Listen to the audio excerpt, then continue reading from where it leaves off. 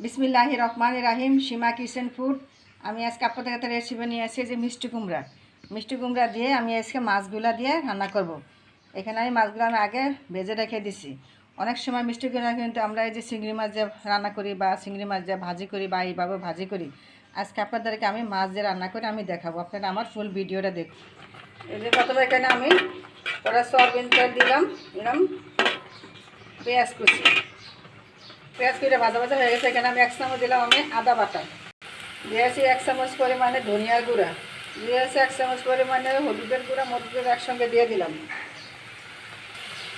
দিয়েছি মরিচের গুঁড়া, দিয়েছি পরিমাণ মতন লবণ।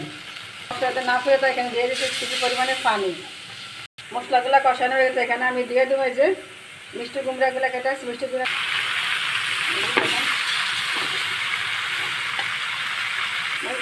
মিষ্টি কুমড়া আমি এখানে 10 মিনিট কষাইছি। এখন আমি পরিমাণ মতন পানি দিয়ে দিলাম।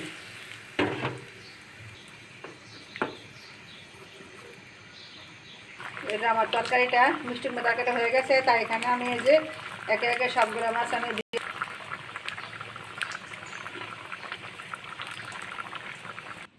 দেখুন আমার মিষ্টি কুমড়া তরকারিটা হয়ে গেছে।